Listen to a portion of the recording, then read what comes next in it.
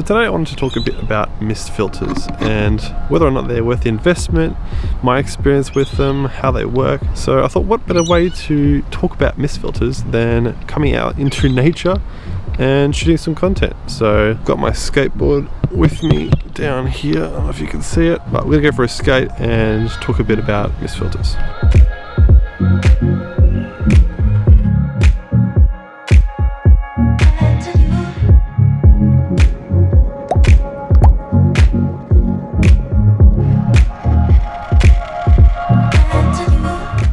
So if you don't already know what mist filters are, basically they're filters or pieces of glass that you put over the front of your lens, and they add basically kind of like a soft glow over everything. And the way they basically work is they add a slight diffusion to the light that's entering your lens, which gives everything a bit of a glow, a bit of a haze, and this kind of soft mist look. You can get different strengths, some that just add the slightest bit of haze and some that add heaps of haze and make your footage look really sort of misty and frosted. And they're often used for shoots where people want their footage to look more cinematic or maybe a bit more ethereal or dreamlike.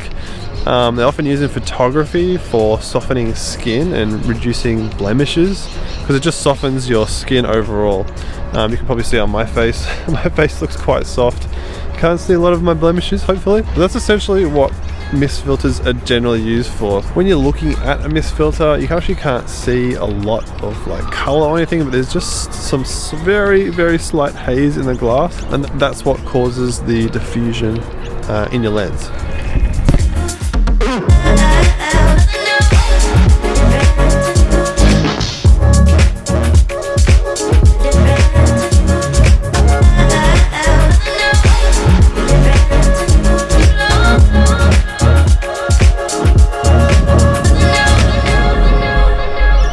Found a cool spot to do a hyperlapse. I've been doing heaps of hyperlapses lately, so I'm going to whip out the Insta360 and take the opportunity.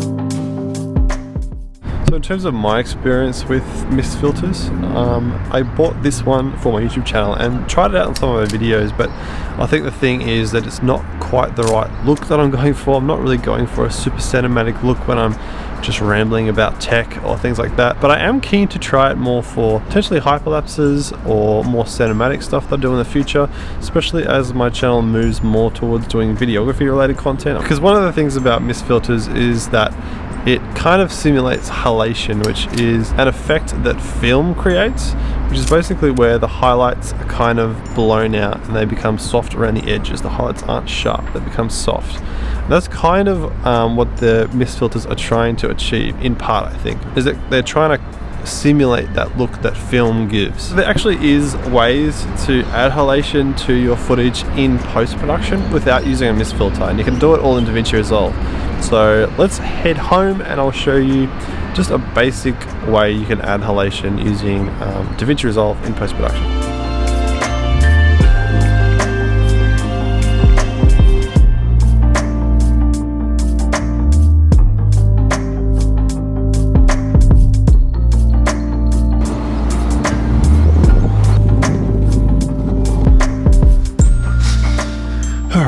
Here we are back in the office at home, and yes, it is actually the next day, which explains my haircut. And I also came off my skateboard this morning, so I'm a bit dinged up, but that's a story for another video.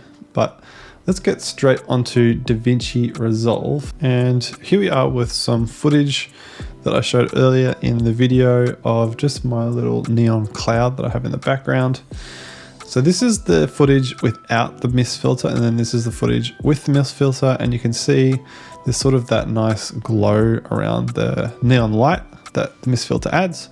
So we're just going to try and add that in post, and it's actually super easy. I'm just going to select my clip nodes, and then I'm going to add just a glow effect in Davinci Resolve.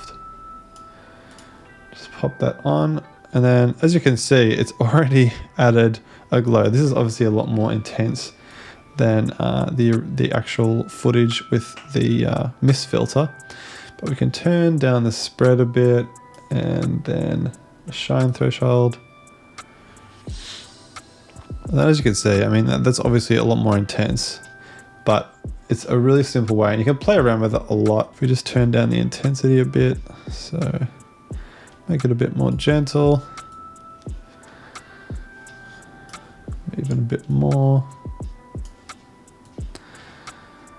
And there you go. You can play around with this until you get it pretty close to the real thing. But if you don't have a Pro Mist filter and you want to kind of try out the effects of what a mist filter looks like, you can definitely do that in Davinci Resolve. But yeah, those are my thoughts on mist filters. I'm definitely wanting to experiment more with them. Let me know in the comments, do you use mist filters and what do you use them for? I'm really keen to hear your thoughts. But other than that, I hope you have an amazing day and I'll see you very soon in the next video.